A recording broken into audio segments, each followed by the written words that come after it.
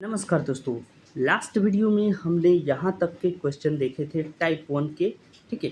इस क्वेश्चन को हमने बहुत ही अच्छे से समझा था और इसके पीछे वाले भी जितने क्वेश्चन थे उम्मीद है कि वो सारे आपको समझ में आ गए थे। तो चलिए अब हम लोग बढ़ते हैं अगले टाइप में।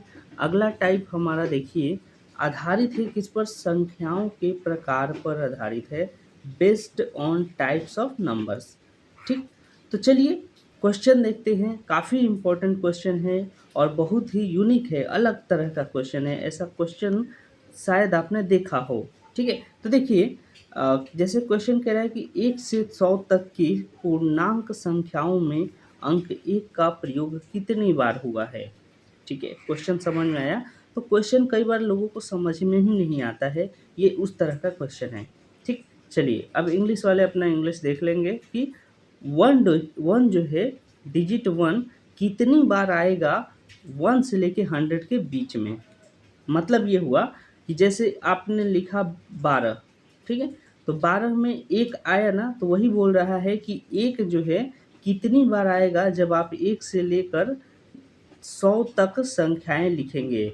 तो जैसे यहाँ पे भी एक दिख रहा है, यहाँ पे भी एक दिख रहा है, तो क्या सबको हम गिनते बैठे हैं, यानी गिनती पूरा लिखे 1 से 100 तक का? नहीं, उसके लिए एक धमाकेदार तरीका सीखना पड़ेगा ना। चलिए सबसे पहले हमें ये जानना होगा कि इकाई के स्थान पर देखिए, ये इकाई जो होता है वंस, टेंस और 100, इन तीनों के स्थान पर कितनी बार एक का प्रयोग हुआ। जैसे इकाई में देखिएगा एक, 11 सॉरी 11 जो होता है। ठीक है, 11। तो 11 में भी एक आता है, 21 में भी एक आता है, 31 में भी एक आता है। तो ये सब इकाई के स्थान पर आते हैं ना एक। तो इस तरीके से कितनी बार जो है एक आएगा इकाई के स्थान पे, ऐसे जो चलते चलते ये 91 तक चलेगा। ठीक है, 91 तक। इसके बीच में और भी नंबर होंगे। ठीक है, हम लोग मान लेते हैं कि इसके नंबर बीच में बहुत सारे नंबर हैं। हम लास्ट जो नंबर लिखेंगे वो 91 होगा। तो इस तरीके से एक कितनी बार आता है इकाई के स्थान पर? 10 बार। ठीक है। आप देख लीजिएगा, इसमें बैठाइएगा जैसे 31 के बाद फिर 41 बैठाइए, 51 बैठाइए, 61 बैठाइए। तो ऐसे हम लोग बैठाते जाएंगे तो देखेंगे कि एक जो है हमारा इकाई के स्थान पर 10 बार आया। इकाई के स्थान पर कितना बार आया? यूनिट डिजिट पर 10 बार। ये है हमारा यूनिट डिजिट। ओके। अब आते हैं ये जो टेंस है। टेंस मतलब दहाई के स्थान पर। दहाई के स्थान पर जैसे कि ये देखिए, यहाँ से समझ में आएगा। अब इकाई को भूल जाइए, अब दहाई में आते हैं। दहाई वाला संख्या जैसे आप 10 से शुरुआत करिएगा तो देखिए इकाई ये हो गया, दहाई ये हो गया, यानी कि एक आया। फिर उसके बाद 11 में भी देखिएगा दहाई के स्थान पे आएगा, 12 में भी आएगा। ठीक है। तो यानी जितनी संख्याएं एक से शुरू हो रही हैं, 2 अंकों वाली संख्याएं जो एक से शुरू हो रही हैं, ये उसमें एक दहाई के स्थान पे आता है। ठीक है। तो ऐसे कितनी संख्याएं होंगी? ऐसे 1 से लेकर 10 से लेकर 19 तक होंगी ना। तो दहाई के स्थान पर 10 से 19 तक के जो नंबर हैं उसमें एक दहाई के स्थान पर आता है। तो ये भी 10 बार आता है। ठीक है। 10 से लेकर 19 तक गिनिएगा एक को, तो 10 बार ये भी आएगा, यानी कि हमारा एक और 10 मिल गया। ठीक है। इसको हटाइए, ये लिखिए हम लोग टोटल। यहाँ पे कर रहे हैं हम लोग टोटल, तो 10 हो गया। अब आते हैं 100, यानी कि जो सैकड़ा होता है या फिर 100 का प्लेस, उस पे कितना बार एक आया? तो उस पे आता है एक ही बार, क्योंकि हमें बोला है 100 तक ही गिनना है। तो 99 के बाद 100 आता है, तो 100 ही मात्र एक है जिसका इकाई स्थान जिसका सैकड़ा के स्थान पर एक आता है। और 100 तक हमें निकालना था, तो यानी कि एक यहाँ से हम लोग ले लेंगे। ठीक है। एक ये हो गया, तो कितना हो गया? एक और एक, एक 2, यानी कि 21 बार जो है एक का प्रयोग हुआ है इकाई, दहाई और सैकड़ा के स्थान पर। ठीक। तो इसका मतलब हुआ ऑप्शन नंबर सी जो है सही जवाब है। राइट दोस्तों, क्लियर हो गया। तो एक जो है अंक एक कितनी बार प्रयोग हुआ है? 21 बार प्रयोग हुआ है 1 से 100 तक का। बहुत ही अलग क्वेश्चन था और कैसे बना आपने समझ लिया होगा। मुझे उम्मीद है कि आपको समझ में आ गया होगा। इकाई के स्थान पर कितनी बार आया है तो हमने वो गिना। ठीक है, इकाई के स्थान पर, और उसके बाद फिर दहाई के स्थान वाला गिन लिए और फिर एक सैकड़ा वाला गिन लिए। तो इकाई वाला आपको समझ में आ गया होगा। इकाई मतलब हो गया कि 1, 11, 21, ठीक है, 31 ऐसे करके। एक बार यहाँ लिख दे रहा हूँ ताकि आप भी समझ पाएँ और अच्छे से। क्लियर? चलिए, इस तरीके से इकाई के स्थान पे सबका 1 आता है ना? तो यही था क्वेश्चन का मतलब। अगला क्वेश्चन पे चलिए, ज़्यादा टाइम इसमें नहीं लेते हैं। उम्मीद है कि आपको समझ में आ गया होगा। अब देखिए, ये कह रहा है कि 1 से 100 तक की गिनती में कितनी संख्याओं में अंक 3 इकाई के स्थान पर आता है? ठीक, ये भी लगभग वैसा सवाल है। तो कह रहा है कि 1 से 100 तक की गिनती में 1 से 100 तक की गिनती में कितनी संख्याओं में अंक 3 इकाई के स्थान पर आता है? बताइए। अंक 3 कितनी बार इकाई के स्थान पर, मतलब कि उसका पहला पोजीशन में ही 3 आना चाहिए, ठीक है? अब इसके बाद देखिए, जैसे अब आप 1 से गिनती शुरू करिएगा, 1 से शुरू करिएगा तो 1, 2, 3, तो 3 यहाँ पे एक इकाई स्थान पे आया। इसके बाद अगला कब आएगा? 13 पर आएगा, फिर उसके बाद 23 पर आएगा, फिर 33 पर आएगा, है ना? तो यानी कि जितनी भी हम 10-10 जोड़ते जाएँ तो देखेंगे कि इकाई के स्थान पर 3-3 आ रहा है। इसका मतलब हुआ कि ये भी पिछला क्वेश्चन की तरह ही है। इकाई के स्थान पर कितनी बार आएगा? टोटल 10 बार आएगा। इकाई के स्थान पर कितनी बार आएगा? 10 बार। तो यानी कि इसका ऑप्शन सी जो है सही आंसर है। ठीक? समझ में आ गया? चलिए, अब अगला क्वेश्चन में आते हैं। अंक जो है 1, 2, 3 से बनाई जाने वाली 3 अंकों की उन सभी संख्याओं जिनमें अंकों की पुनरावृत्ति ना हो का योग क्या है? ठीक, मतलब ये हुआ कि हम 1, 2, 3 का प्रयोग करेंगे। 1, 2 और 3, बस इन्हीं 3 अंक का प्रयोग करके हमें ऐसे नंबर्स बनाने हैं और उन नंबर को फिर जोड़ना है, प्लस करना है, ठीक है? ऐसे जितने भी नंबर आएँगे उनको जोड़ना है। जैसे समझिए एग्ज़ाम्पल में 1, 2, 3 लिखा हुआ है तो हम 1 से कितनी संख्याएँ बना सकते हैं? पहले अगर पहला पोज़ीशन पर 1 रखें, 100 के प्लेस पे 100 इकाई सैकड़ा के स्थान पर अगर 1 रखें, तो इसके बाद हम 1, 2, 3 एक संख्या बना, फिर 1 को अगर पहले स्थान पे ही रखें, ठीक है? तो फिर अब हम 3 को आगे रख सकते हैं, 2 को पीछे रख सकते हैं। तो ये हमारा 2 ही संख्या बन सकता है जो 1 से शुरू हो, यानी सैकड़ा के स्थान पर 1 हो। अब चलिए 2 को सैकड़ा के स्थान पे रखते हैं, तो 2 यहाँ पे रख दिए तो फिर 1 यहाँ रख देंगे, 3 यहाँ रख देंगे। उसके बाद फिर अगर 2 को यहाँ पे रखें तो 3 यहाँ हो जाएगा और 1 यहाँ चला जाएगा, है ना? बन गया। अब हमें सैकड़ा के स्थान पर 3 को रखना है, ठीक है? किसको रखना है? 3 को, क्योंकि हमने 1 को रख लिया, 2 को रख लिया, अब 3 को भी रख के देख ले रहे हैं क्या आ रहा है। तो चलिए 3 को रखेंगे यहाँ पे, तो 1 अगर यहाँ रखे तो 2 यहाँ रखना पड़ेगा।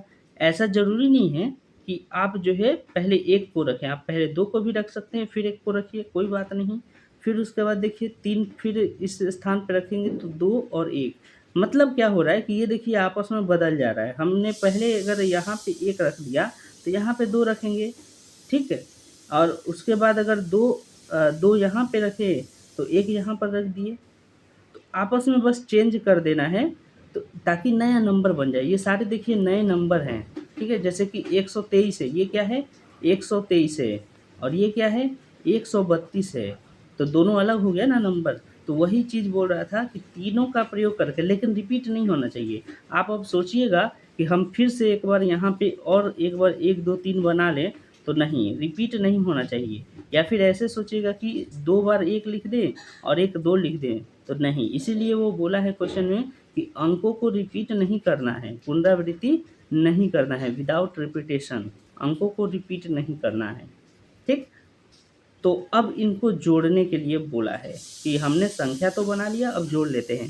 3, 2, 5, 5 और 3 8, 8 और 9, 9, 2 11 और 1 12, 12 का 2 हाथ में 1, 3, 2, 5, 5, 1 6, 6, 3 9, 9, 1 10, 10, 2 12, 12 और 1 13 का 3 हाथ में 1, 3, 3 6, 6 और 4 10, 10, 2 12 और 1 13, यानी 1332 इसका कुल योग आ गया, जो कि ऑप्शन नंबर डी में है, राइट? तो हमारा यहाँ तक समझ में आया क्या कि कैसे हुआ? 1332 जो है ऑप्शन नंबर डी सही है। ये क्वेश्चन काफ़ी इम्पोर्टेंट था दोस्तों, कई बार ये एग्जाम में आता है। तो समझ में आ गया होगा, उम्मीद है। ठीक है, कहीं पे दिक्कत लगे, कुछ समझाने में लग रहा है कि आपको क्योंकि मुझे थोड़ा एक्सप्लेन करने में समस्या हो रही है या फिर मेरी बातें आपको समझ नहीं आ रही, तो आप ज़रूर कमेंट कीजिएगा। उसको अगली बार से और भी थोड़ा-सा गहराई के साथ और भी थोड़ी समझ के साथ मैं उसको समझाने की कोशिश करूँगा। मैं समझ रहा हूँ कि आपको इतनी चीज़ें समझ में आ रही हैं, इसीलिए थोड़ा-सा ज़्यादा डेप्थ में नहीं जा रहा हूँ, ठीक है? तो आप बताइएगा जैसा आपको लगेगा। जैसे यहाँ कह रहा है कि 3 ज़ीरो तथा 7 अंकों को केवल एक बार प्रयोग करके 3 अंकों की सभी संभावित संख्याओं का योग, ठीक? ये भी वैसा ही क्वेश्चन है, पर थोड़ा-सा अलग है, ठीक है? यहाँ पे देखिए एक ज़ीरो दे दिया है, ज़ीरो के कारण आप लोग फँस सकते हैं। चलिए, संख्या बनाते हैं। हमारे पास क्या-क्या दिया हुआ है? 0, 3 और 7 ये संख्या हमारे पास अंक दिया हुआ है, इनसे संख्या बनाना है। चलिए हम पहला संख्या शुरू करते हैं 0 से ही, ठीक है? कि 100 के जगह पे हमने 0 रखा, फिर उसके बाद 3 रखा, फिर 7 रखा। क्या ये 3 अंकों वाली संख्या बना? बताइए, क्या ये 3 अंकों वाली बना? यहाँ कह रहा है कि 3 अंकों की संख्या बननी चाहिए, 3 डिजिट का नंबर, लेकिन 0 से जब संख्या शुरू होती है, तो वो 3 अंकों की रह ही नहीं जाती है, वो 2 अंकों की हो जाती है, क्योंकि 0 पहले अगर आ गया ना, तो उसका कोई वैल्यू नहीं होता है। इसीलिए क्या हुआ कि यहाँ पे जो 3 जो 0 है, 0 से बनने वाली जो संख्या है, वो 2 डिजिट की बन गई, 0 से नहीं बनती है, 2 डिजिट वाली ये हो गई, लेकिन हमारा 3 डिजिट का चाहिए था, यानी कि ये इनवैलिड क्वेश्चन हो गया, इनवैलिड हो गया नंबर। तो यानी पहले स्थान पे हम 0 नहीं रख सकते हैं, ठीक? चलिए, तो अब क्या करेंगे? तब अब 0 को बीच में रख सकते हैं या लास्ट में रख सकते हैं। तो चलिए, 0 से तो कैंसल हो गया, ना तो हम 0 ऐसे रख सकते हैं और ना ही हम ऐसे रख सकते हैं। ये दोनों ही हमारा कैंसल हो गया, ऐसा नहीं हो सकता। चलिए ठीक है, कोई बात नहीं। हम 3 तो रख सकते हैं पहले स्थान पे, 3 रख दिए, इसके बाद 0 रख सकते हैं, 7 रख सकते हैं। एक संख्या हमारा बन गया, फिर यहाँ 3 रख सकते हैं, तो 7 इस बार बीच में रख दिए और 0 को बाद में रख दिए। इसके बाद अब क्या बचा? अब एक डिजिट और बचा है 7, तो 7 को हम चाहें तो पहला स्थान पे रख सकते हैं, इसके बाद 0 रख सकते हैं, फिर 3 रख सकते हैं, फिर 7 को हम पहला स्थान पे रखेंगे और 3 को रख सकते हैं बीच में और उसके बाद 0। यही 4 अंक बनेगा इन अंकों सॉरी यही 4 नंबर बनेगा इन अंकों के प्रयोग से, राइट? चलिए, अब इनको बोला है कि योग कीजिए, योग बोला है ना, तो जोड़ते हैं। 7 3 10 का 0, हाथ में 1, 7 3 10 1 11 का 1, हाथ में 1, 7 और 3 10 और 7 3 10 यानी 20 हो गया इधर से, 20 और 1 21, 21 10, 2110 देखिए ऑप्शन नंबर डी में यहाँ पे है, ठीक? तो ये इस तरीके से बनेगा सवाल। यहाँ पे यूनिक क्या था? यूनिक था कि 0 का प्रयोग हम 100वां स्थान पर नहीं कर सकते, यानी कि सैकड़ा के स्थान पर या 100 के स्थान पर नहीं कर सकते। बस यही था, बाकी सब सेम ही था पहला क्वेश्चन की तरह। अगले क्वेश्चन पे आइए। ये भी एक बहुत ही अलग सा क्वेश्चन है और इस तरह का क्वेश्चन अगर आ जाए तो फिर आप जो है थोड़ा-सा कन्फ्यूज़्ड हो सकते हैं अगर पहली बार आप क्वेश्चन देखेंगे तो। इसीलिए देख लीजिए इसको बड़े ध्यान से, कुछ है नहीं, बस जोड़ना है। देखिए क्या कह रहा है? पी 5 है, पी है और उसके बाद 9 है, उसके बाद जोड़ना है इनको, तो हम इनको क्या करते हैं, इस तरह से कॉलम में बैठा देते हैं, ठीक है? और उसके बाद फिर क्या है, 2 है, क्यू है और 8 है। कह रहा है कि इनको जोड़ के कितना आना चाहिए, 1100 सॉरी 1114 या फिर 1114, ठीक है? 1 1 और इधर 1। देखिए दोस्त, इसको जोड़िए तो 9 और 7 कितना होता है? 9 7 16 होता है, 16 में 8 जोड़िएगा तो कितना होगा? 24 होता है। ये तो 24 का 4 यहाँ पे 4 लिखा है, 24 का 4 हाथ में 2, ये याद रखना है। तो यहाँ 4 तो लिखा है, बहुत बढ़िया। अब इसमें देखिए P Q R, P Q R को भी जोड़ना है, तो पी क्यू आर को जोड़ने से क्या होना चाहिए था हमारा? 1 आना चाहिए, बताइए। और बोला है कि क्यू का सबसे उच्चतम मान होना चाहिए, उच्चतम मतलब कि क्यू जो है सबसे बड़ा हो, मैक्सिमम से मैक्सिमम कितना हम रख सकते हैं क्यू के जगह पे। लेकिन हमें 2 भी चाहिए था, क्योंकि 2 हासिल में है हमारा, 2 कैरी है, तो 2 को भी जोड़ना है। तो एक काम कर सकते हैं क्या, पी को अगर हम मान लेते हैं 0, पी को क्या मान लिए? 0, आर को भी हमने मान लिया 0 क्योंकि हमें क्यू को सबसे बड़ा रखना है, तो पी और आर को हमने 0 0 मान लिया। अब बचा क्यू, क्यू को ऐसा क्या नंबर रखें कि इसमें 2 जोड़े और यहाँ पे संख्या भी एक रखें ताकि हमारा जोड़ने के बाद 1 आ जाए, ठीक है, 1 आ जाए। आप बोलिएगा कि 2 में 2 जोड़ना भी है फिर 1 भी लाना है, कैसे होगा? तो दोस्तों यहाँ पे 9 रख दीजिए ना, 9 2 कितना होता है 11, 11 का 1 यहाँ पे आ जाएगा और 1 कैरी हो जाएगा, हासिल हो जाएगा, है ना? तो उसी तरह हम क्यू के जगह पे अगर 9 रखते हैं तो यहाँ पे देखिएगा 9 2 11, 1 आ गया, ठीक है, और 1 हमारा हासिल हो गया है। उसके बाद 5 3 8, 8 और 2 10, 10 और ये एक हासिल वाला जोड़ देंगे तो 10 1 11, यानी कि 11 यहाँ भी आ गया। इसका मतलब हमारा सही है।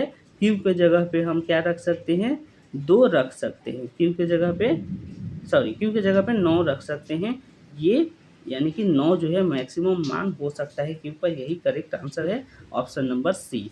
समझ में आया? तो इस तरह से क्वेश्चन को करते हैं जब ऐसा क्वेश्चन आपको मिल जाए। ठीक, चलिए अगले क्वेश्चन पे चलते हैं फटाफट।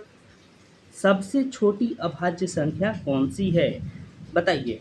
तो हमने जो बेसिक वीडियो था उसमें देखा था, ठीक है, बेसिक वीडियो पहला जो डे 1 का वीडियो था उसमें हमने देखा था कि जो सबसे छोटी अभाज्य संख्या होती है वो 2 होती है।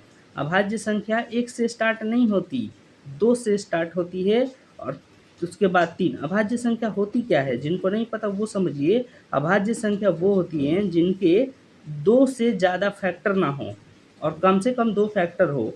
तो 2 का 2 फैक्टर क्या होगा, यानी 2 गुणनखंड क्या होगा, एक तो 1 होगा और एक 2 होगा। 3 का भी वैसा ही होगा, 1 होगा और 3 होगा, ठीक है। गुणनखंड का मतलब क्या होता है कि हम जिससे भाग दे सकें इसको, तो 2 को हम 1 से भाग दे सकते हैं और 2 से भाग दे सकते हैं, इसके अलावा और किसी से हम इसको भाग नहीं दे सकते हैं। तो ये एक प्राइम नंबर है। प्राइम नंबर वही होगा जिसको कि हम 1 से और खुद से भाग दे सकें, बाकी किसी और से वो भाग ना जाए। लेकिन एक जो है देखिए, एक में 2 फैक्टर नहीं बन रहा है, इसीलिए एक जो है प्राइम नंबर नहीं होता है। तो सबसे छोटा अभाज्य संख्या क्या होता है, 2 होता है, ये सही आंसर है। ठीक, इसी में एक क्वेश्चन पूछ देता है कि सबसे जो है सबसे बड़ा या सबसे छोटा अ, सम संख्या, ठीक है, सम संख्या या फिर इवन नंबर का प्राइम नंबर बताइए। तब भी आंसर 2 ही होगा क्योंकि 2 को छोड़ के बाकी कोई सम संख्या नहीं है जो अभाज्य हो। ठीक है, क्लियर?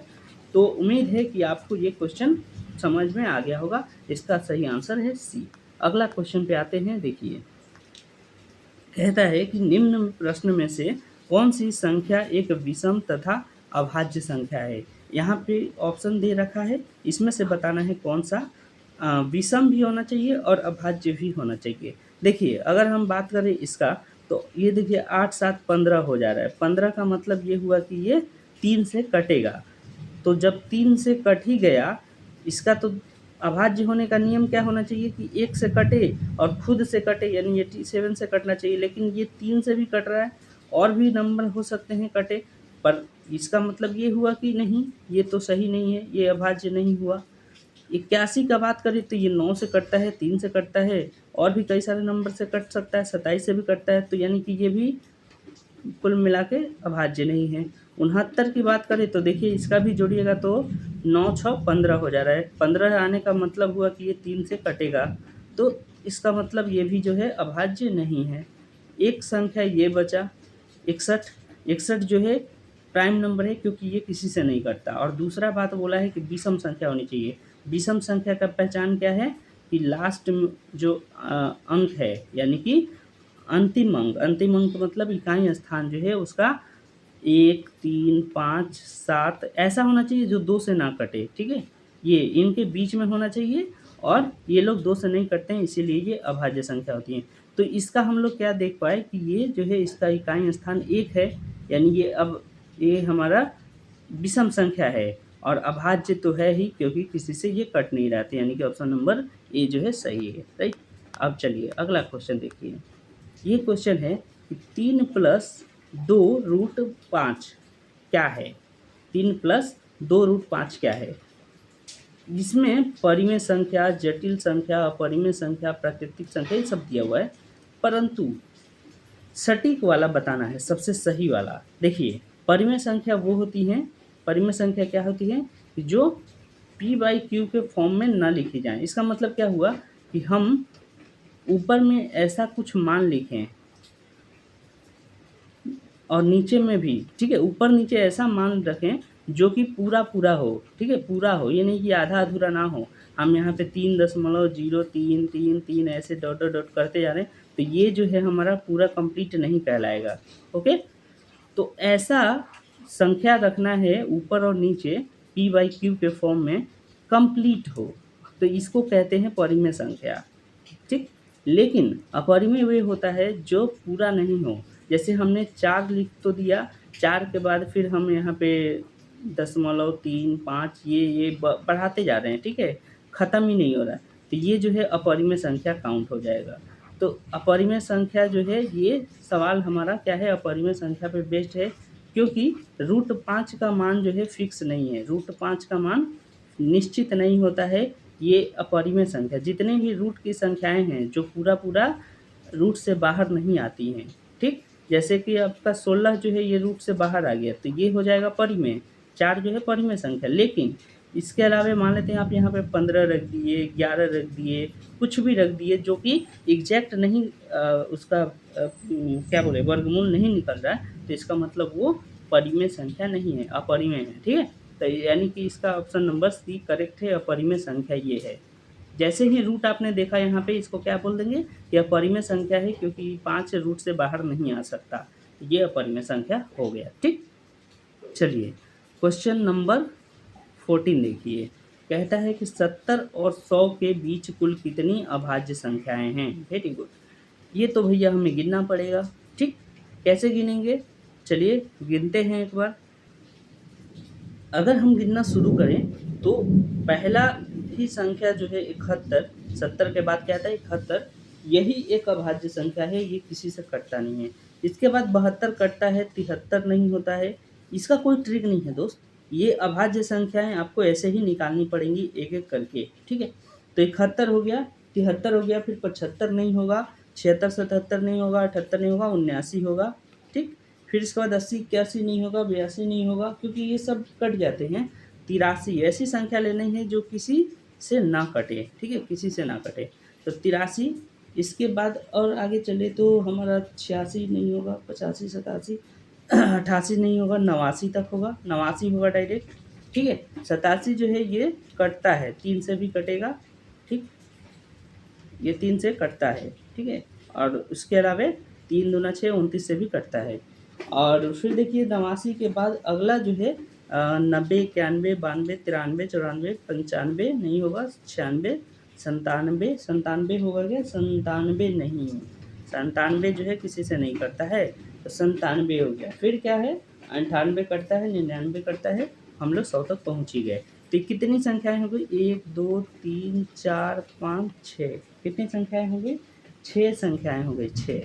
तो यानी कि ऑप्शन नंबर डी जो है करेक्ट है, राइट, 6 हो गए। चलिए बहुत बढ़िया, अगले सवाल पे आते हैं। कौन सा युग्म जो है सह अभाज्य युग्म नहीं है। अब देखिए, सह अभाज्य युग्म हमने पहला वीडियो इसीलिए बताया था, बेसिक वाला, बेसिक वीडियो आप जरूर देखिएगा, क्योंकि उसमें बहुत कुछ आपको सीखने को मिलेगा। उस बेसिक वीडियो में ये सारी टर्म थे कि ये सब क्या होते हैं। ठीक है, और बहुत अच्छे से समझाया गया है।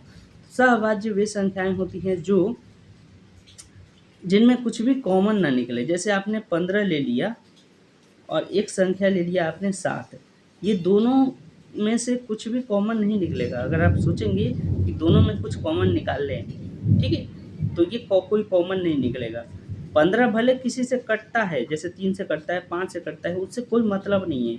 ये वाला संख्या जो है इसके जैसा नहीं कटना चाहिए। जैसे एक यहाँ पे हम संख्या ले लेते हैं, मान लेते हैं कितना, 3 4 ले लिया। यहाँ पे देखिए 4 भी 2 से कटता है, परंतु क्या ये 15 जिस पहाड़ा से कटेगा, जैसे ये 3 से कटेगा या फिर 5 से कटेगा, तो क्या 4 भी 3 से या 5 से कटेगा, 3 या 5 से, चलिए कॉमा लगाइए यहाँ पे, 3 या 5 से कटेगा तो नहीं, 4 तो नहीं कटता है, 4 कटेगा हमारा 2 से, लेकिन 2 से 15 नहीं कटता है।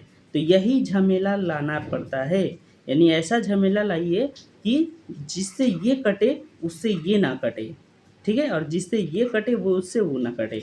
तो बस जब ऐसा सिचुएशन आ जाए तो बोल दीजिएगा कि ये सहअभाज्य संख्या है, ठीक है? क्लियर हुआ क्या? वैसी संख्याएँ जो एक दूसरे के साथ जो है किसी तरह का तालमेल ना बैठाएं, यानी कि जिससे ये कटे, ऐसे इसके फैक्टर बने कि इसके साथ मैच ना करे। ये 1 और 7 से कट सकता है, ये जो है 2 से, 1 तो छोड़ दीजिए, एक कॉमन चीज़ है, 2 अ, 3, 4 और 6 से ये कटेगा, लेकिन ये 7 तो इनमें से किसी से नहीं कटेगा ना। तो जब ऐसी संख्याएँ का जोड़ा बनता है तो उनको ही सहअभाज्य संख्या कहते हैं, समझ लीजिए। तो बताइए यहाँ पे देखिए 35 और 51, क्या इन दोनों में कोई ऐसा जोड़ा बन रहा है, कुछ ऐसा कनेक्शन बन रहा है? 35 और 51, ठीक है? देखिए ये 5 से कट रहा है, लेकिन 51 5 से नहीं कटता है, 51 3 से कट रहा है, लेकिन 35 3 से नहीं कट रहा है। फिर 7 से ये कट रहा है और 17 से ये कट रहा है। इसका मतलब इसमें कुछ भी कॉमन नहीं दिख रहा है जो कि दोनों किसी एक पहाड़ से कट जाएँ। ऐसा नहीं दिख रहा है ना, तो जब ऐसा सिचुएशन ना दिखे तो इसका मतलब जो है हो सकता है कि ये हमारा आंसर हो। लेकिन अरे वाह! यहाँ पे क्वेश्चन ध्यान से देखिए, सहअभाज्य नहीं है, यानी ये सहअभाज्य है, ये सहअभाज्य है, पर हमें तो निकालना है कि नहीं है, क्योंकि ये दोनों किसी से कट नहीं रहे, यानी कि ये सहअभाज्य है। चलिए अगला पे आते हैं, यहाँ हमें नहीं निकालना है, ठीक है? देखिए 75 और 104, ये क्या है? ये तो 75 5 से कटेगा, 104 2 से कटेगा, 75 3 से कटेगा, और फिर ये 2 से कटेगा तो कितना पास 51 हो जाएगा क्या? नहीं, 2 एकम 2, 5 दूनी 10, 52, यानी 26 से 13 से ये सब कटेगा, लेकिन 75 जो है 13 से भी नहीं कटेगा, 26 से भी नहीं कटेगा। इसका मतलब ये भी जो है सहअभाज्य है, ठीक है? ये क्या है? सहअभाज्य है। इस पे आते हैं, देखिए ये 7 से कटेगा और 133 क्या 7 से कटता है? तो 7 एकम 7, 7 नवा 63, हाँ, बिल्कुल। यानी कि 7 से ये भी कट रहा है, 7 से ये भी कट रहा है। जब दोनों एक ही पहाड़ा से कट जाए, तो समझ लीजिए कि वह सहअभाज्य नहीं है। इसका मतलब ये सहअभाज्य नहीं है, तो यही हमारा आंसर है, ऑप्शन नंबर सी। क्लियर?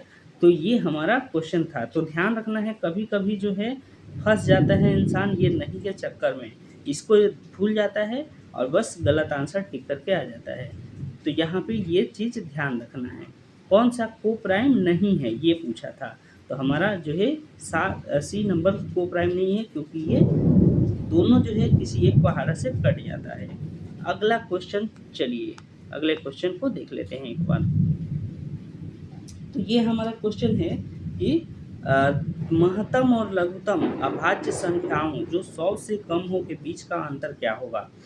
महत्तम का मतलब होता है मैक्सिमम, ठीक है? देखिए यहाँ पे लार्जेस्ट नंबर, इंग्लिश वाला एक बार देखिएगा तो समझ में आपको आ जाएगा कि largest and smallest number, prime number जो 100 से कम हो, बताइए कौन-कौन हो सकती हैं? स्मॉलेस्ट नंबर का मतलब हुआ कि सबसे छोटा, तो सबसे छोटा अगर हम शुरुआत करें, सबसे छोटा प्राइम नंबर क्या होता है? 2 होता है, अभी हमने कुछ समय पहले देखा, 2 होता है। इसके बाद सबसे बड़ा, अच्छा ये हो गया स्मॉलेस्ट नंबर,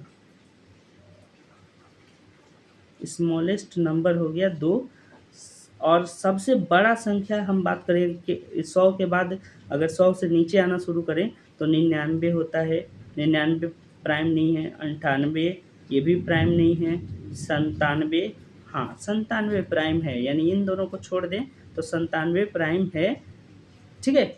वैसे तो बड़ा 99 है, लेकिन ये प्राइम नहीं है ना, हमें बोला है कि प्राइम हो और सबसे बड़ा हो, तो सबसे बड़ा प्राइम जो है 100 से 100 से कम में वो 97 है, ठीक? तो इसका मतलब यहाँ पे हमारा निकल गया 97 सबसे लार्जेस्ट है, ठीक है? सबसे लार्जेस्ट हमारा कौन है? 97। क्या बोला है? बीच का अंतर, अंतर मतलब इन दोनों का बीच में अंतर निकालिए, डिफरेंस निकालिए, तो घटा देंगे। बड़ा में से छोटा घटाते हैं, तो एक काम कीजिए, यहाँ पे 97 में से 2 को घटा दीजिए, ऊपर वाला 2 को हम नीचे लेके आ गए, यानी कि 95 हो जाएगा। तो डिफरेंस क्या निकल के आ गया? 95। ऑप्शन नंबर ए इसका सही जवाब है। समझ में आया दोस्तों? तो ये सवाल क्या था? सवाल था कि सबसे बड़ा और सबसे छोटा, ठीक है, संख्या निकालना था। क्या चीज़? अभाज्य संख्या का अंतर। क्लियर? चलिए अब एक सवाल और करते हैं और उसके बाद इस वीडियो को यहीं पे ख़त्म करते हैं। देखिए क्वेश्चन है कि उन सभी अभाज्य संख्याओं का जो 17 से बड़ी नहीं है का योगफल क्या होगा?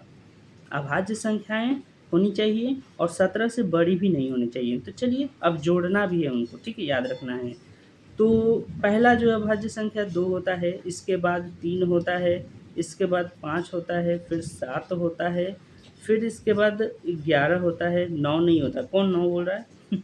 9 नहीं होगा, ठीक है? 9 क्योंकि 3 से कटता है, तो ये कैसे होगा? खुद से कटना चाहिए या फिर 1 से कटना चाहिए और किसी से ना कटे। अच्छा इसके बाद अब आता है 13 और अब क्या 17 को भी लेंगे?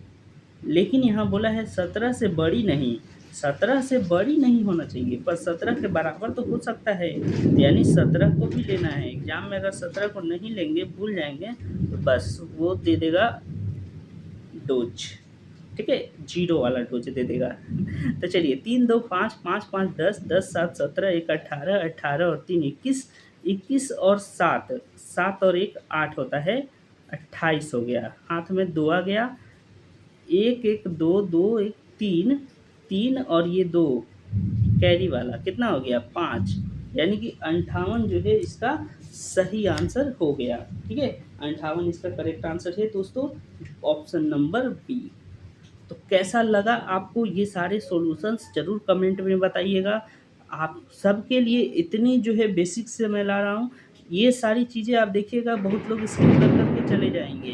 बस आएँगे फटाफट, फटाफट, फटाफट, बट मैं बहुत ही शांति से, बहुत ही समय लेकर धीरे-धीरे बता रहा हूँ ताकि एक-एक चीज़ आपको समझ में आ जाए, ठीक है ना? तो आज का यहीं तक हम लोग करते हैं, इसके बाद अगला टाइप जो है लेकर आएँगे तो उसमें और भी कुछ अच्छे-अच्छे क्वेश्चन रहेंगे। तब तक आप जो है हमारे जो सबसे बेसिक वाला वीडियो है उसको देख लीजिए अगर आपका बेसिक क्लियर नहीं है तो, और उसके बाद फिर 1 एंड 2 ये जो टाइप हो गए इनको देख लीजिएगा। तो इस तरीके से आपको कहीं भी डाउट हो अगर तो आप कमेंट कीजिए, कमेंट में आपका आंसर जैसे ही आपका क्वेश्चन आता है तो या तो वहीं पे सॉल्यूशन मिलेगा, नहीं तो नेक्स्ट वीडियो में उसका हम कोई ना कोई समाधान डाल देंगे, ठीक है? चलिए तो मिलेंगे नेक्स्ट वीडियो में, तब तक के लिए बाय।